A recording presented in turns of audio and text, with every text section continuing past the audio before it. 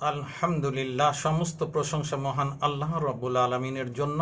অসংখ্য দরুদ ও সালাম আমাদের প্রিয় রসুল, শেষ রসুল, শেষ নবী, নবী মুহাম্মদুর রাসূলুল্লাহ সাল্লাল্লাহু আলাইহি ওয়াসাল্লামের উপর।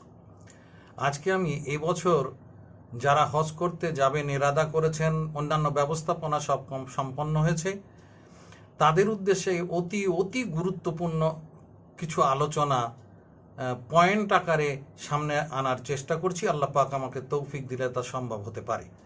দেখুন, আমরা যারা নামাজ পড়ি, রোজা রাখি, জাকাত দেই, হজ করি, আমাদের সবার উপরেই কিন্তু এগুলো ফরজ নয়।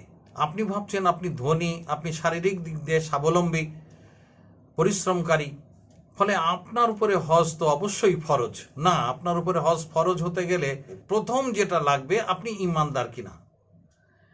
আপনি যদি ইমানদার হয়ে থাকেন, আবার অনেকে মনে করেন যে যিনি পাপ কাজ করেন না, মিথ্যা কথা বলেন না, মানুষের সঙ্গে সঠতা করেন না, অর্থাৎ প্রতারণা করেন না, কবিরা গুনাহ থেকে বেঁচে থাকেন, এই ধরনের লোকরা হচ্ছে ইমানদার। এগুলো ইমানের বিভিন্ন প্রকাশ। ইমান আলাদা জিনিস, যেটা অন্তরের মধ্যে থাকে, বিশ্বের কেউ দেখতে পাবে না, বিশ্বের কেউ লুট করে নিতে পারবে না, কিন্তু সেটা আপনার অন্তরের মধ্যে মৃত্যু পর্যন্ত, সামান্য জ্ঞান থাকা পর্যন্ত দৃঢ়ভাবে আপনার অন্তরের মধ্যে মজবুত থাকবে। সেই জিনিসটাকে বলা হয় ইমান। এই ইমান কাকে বলে আমি ওর উপরে আলোচনা করছি না, ওটা আপনাকে জেনে নিতে হবে। তাহলে প্রথম যদি আপনি ইমানদার হয়ে থাকেন, আর এরপরে আপনার অর্থ বা শারীরিক সামর্থ্যতা এগুলো যদি আপনার সাথে সাথ মিলিয়ে দেয়, তাহলে আপনার উপরে হজ ফরজ। এখন এই যে আপনার উপরে হজ আল্লাহর তরফ থেকে ফরজ করা হয়েছে, আপনি মনে করলেন তাহলে আমি হজ করে নিই, অসুবিধা কি? অসুবিধা কিছুই নেই, কিন্তু অসুবিধা খুব রয়েছে। সেটা কি না, আপনার যাবতীয় ভালো কাজ, আল্লাহর আদেশ, যেটা পালন করলে আল্লাহ আপনার উপর খুশি হবেন, সেই খুশিটা শয়তান আপনাকে দিয়ে করতে দেবে না। এটাই হচ্ছে শয়তানের একমাত্র মকসুদ বা ইরাদা। তাই আপনি যখন মনে করলেন আপনি ইমানদার এবং আপনার উপরে ধন সম্পদ এবং শারীরিক সমর্থতা দিয়ে আল্লাহ আপনার উপরে ফরজ করে দিয়েছেন, অবশ্য পালনীয় করার জন্যে হজ আপনার সামনে রয়েছে, তা আপনি তার জন্য অন্তরে নিয়াত করলেন যে না, আপনার উপরে হজ ফরজ, আপনি নিয়াত করেছেন হজ করবেন। শয়তান আপনার ওই হজটা যাতে বরবাদ হয় তার জন্যে ফাঁদ পেতে রাখবে। শয়তান আপনার জন্য ফাঁদ পেতে রাখবে, আপনার এই হজ কালীন যাবতীয় বিষয়গুলো বিচ্যুত করে দেওয়া, লাইন থেকে, হজের যে মূল লাইন আল্লাহ রসুল দেখিয়ে দিয়ে গেছেন, সেই হজের মূল ট্র্যাক থেকে আপনাকে সরিয়ে দেবে। এখন সেই সরিয়ে দেওয়ার বিষয়গুলো আমি পয়েন্ট আকারে আপনাদের সামনে উপস্থাপন করছি। দেখুন, প্রথম আমি আপনাকে বলছি, প্রথম বলতে এটা এক নাম্বার, এটা ভাবার দরকার নেই, তবু আমি বলছি এক দুই করে করে বলতে চাইছি। সেই হিসাবে প্রথম যেটা, সেটা হলো আপনি হাজি হতে চান না আল্লাহ আপনার উপরে হজ ফরজ করেছেন, ফরজটা আদায় করতে চান। আপনি সর্বপ্রথম মাথার মধ্যে আপনার এই পয়েন্টটা নিতে হবে। আপনি যদি হাজি হতে চান তাহলে আপনি হজ করুন, কোনো অসুবিধা নাই, আপনি হাজি হতে পারবেন, মানুষ আপনাকে হাজি বলবে। আর হাজি হিসাবে যদি কিছু সম্মান বা কিছু পাওনা গন্ডা পেয়ে থাকে সমাজে যেমন, তা আপনার কপালে হয়তো জুটতে পারে, কিন্তু তাতে আপনার বরবাদ হলো, হজ বরবাদ হলো। কেন না, আপনি আল্লাহ আপনার উপরে অবশ্য পালনীয় করেছেন, তাই আপনি হজে যাচ্ছেন, আল্লাহর বিধান মানতে আপনি হজে যাচ্ছেন। এই নিয়াত না হওয়া পর্যন্ত আপনি যদি হজ সম্পন্ন করেন এবং ঠিক মতো করেন, রসুলের তরিকাতেও করেন, তাহলে আপনার নিয়াতের গন্ডগোল থাকার জন্যে হজ আপনার কোনো লাভ দেবে না। আপনি যাওয়ার আগে বেশ কিছু লোককে ঢাকঢোল পিটিয়ে জানিয়ে তাদের খাইয়ে আপনি মুখে বলছেন যে একটা দোয়ার মজলিস করছি, একটু মাপ চাওয়ার মজলিস করছি, বিদেশ ভূমিতে যাব আর ফিরবো কিনা, ইত্যাদি ইত্যাদি। এগুলো সব আপনার মুখ দিয়ে শয়তান বলাচ্ছে। আপনার মনের ইচ্ছা দুনিয়ার মানুষ জানুক আমি হজ করতে যাচ্ছি, আবার ফিরে এসেও সেই একই কাজ। এই যে আপনি হাজি হওয়ার মতো যেসব প্রকাশ ঘটাচ্ছেন, এই আপনার হজ করার কোনো ফায়দা এর মধ্যে দিয়ে আসবে না। দ্বিতীয় বিষয় আমি যেটা সামনে আনতে চেয়েছি, হজের ফায়দা নিতে গেলে আপনি হজ করতে যাবেন তার আগে আপনি এই পয়েন্টগুলো অবশ্যই ভাববেন। কি আপনি শিরিক বোঝেন কিনা, কোনটা শিরিক বলে, আল্লাহর সঙ্গে শিরিক হওয়া বলে, এই শিরিক ব্যাপারটা সম্পর্কে আপনার জ্ঞান আছে কিনা। যদি জ্ঞান না থাকে তাহলে আজই এই মুহূর্ত থেকেই আপনি শিরিকের উপরে জ্ঞান নিতে শুরু করুন, জ্ঞান অর্জন করতে শুরু করুন। জ্ঞান অর্জন করার পর এবার আপনি শিরিক থেকে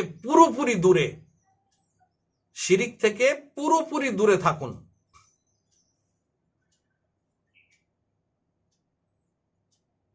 দ্বিতীয় বিষয়, সবকিছুর উপর আল্লাহর আদেশকেই একমাত্র গুরুত্ব দেবেন। যে কোনো কাজ করতে যাচ্ছেন সেই কাজে আল্লাহ খুশি না খুশি, আল্লাহ আপনাকে কাজটা করতে বলেছেন না বলেননি, যদি আল্লাহ করতে বলে থাকেন কি গুরুত্ব দিয়ে করতে বলেছেন, রসুল কিভাবে সেটা দেখিয়েছেন, এগুলোকে আপনি টার্গেট করুন।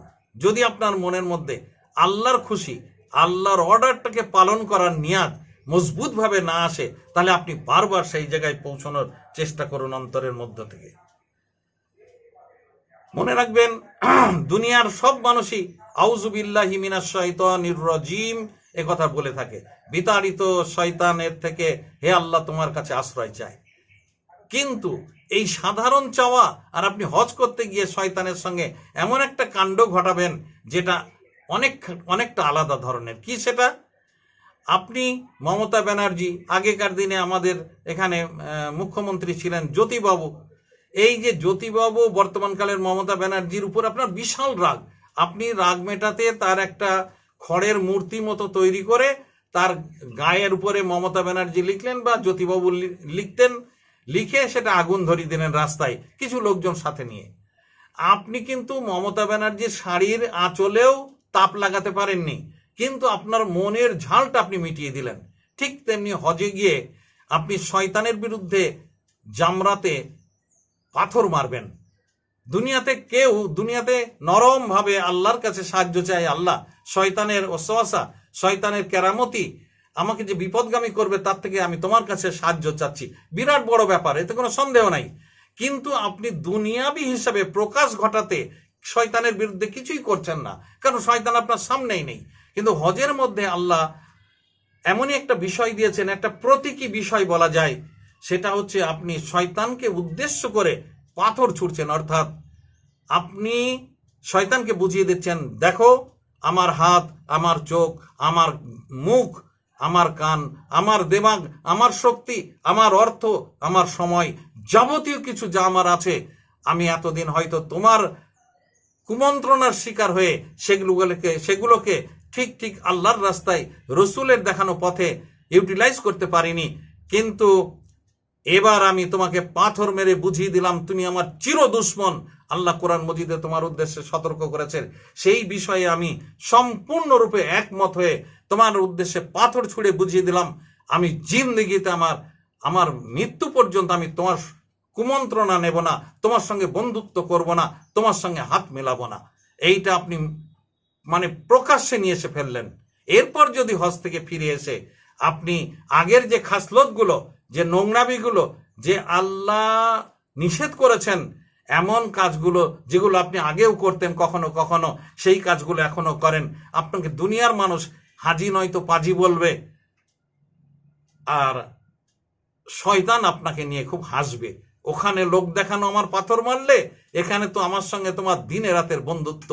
এই মুনাফিকি আপনি করবেন না, এমন অন্তর তৈরি করুন। আপনার সম্পদ, আপনার সময় আল্লাহকে দেওয়ার জন্যে সার্বক্ষণিক প্রস্তুত থাকুন। এই প্রস্তুত থাকার বিষয়ে দুনিয়ার কোনো মোহ আপনাকে পিছিয়ে রাখতে পারবে না। আল্লাহর চাওয়া, আল্লাহর ইচ্ছা, আল্লাহ যদি আপনাকে অর্ডার করেন সেই কাজে দুনিয়ার কোনো কিছু আপনাকে পিছিয়ে রাখতে পারবে না, এমন মন আপনি হাজি হওয়ার আগে তৈরি করুন। আর প্রথমেই বলেছি, লোক দেখানোর বিষয় থেকে ফিরে থাকুন। এমন অনেক ঘটনা রয়েছে,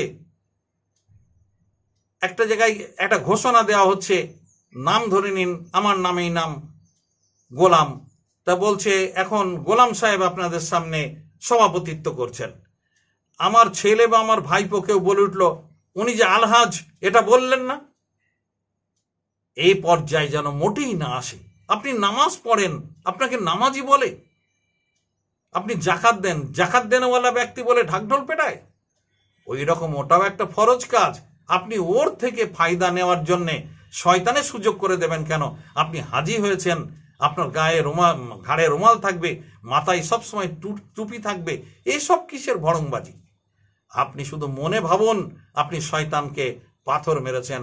আপনি আল্লাহর ঘর, যেটা আল্লাহ স্বীকৃতি দিয়েছেন, সেই ঘরে গিয়ে আপনি বলেছেন, লাব্বায়েক হে আল্লাহ, হে প্রভু, আমি তোমার গোলাম, আমি তোমার একনিষ্ঠ চাকর, তোমার দরবারে হাজিরা দিলাম। এখন থেকে আমি তোমার যা বলবে তুমি তাই আমি করব। শয়তানের সঙ্গে আমার কোনো বন্ধুত্ব সম্পর্ক নাই এবং আমার নিজস্বতা বলে কিছু নাই। ইন্না সলাতি ওয়া নুসুকি ওয়া মাহইয়া ওয়া মামাতি লিল্লাহি রাব্বিল আলামিন। আমার নামাজ, আমার কোরবানি, আমার জীবন, আমার মৃত্যু সব আল্লাহ তোমার জন্যে।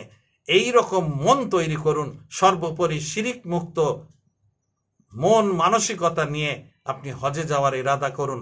হজ করতে গিয়ে অনেক সময় পাবেন, সেখানে আপনি একটা পাকা মুসলিম হয়ে ফিরে আসুন। আর পাকা মুসলিম হওয়া অবস্থায় দুনিয়ায় চলতে চলতে কবরের দিকে গড়িয়ে যান। আল্লাহ পাক আপনার উপরে রহম করুন।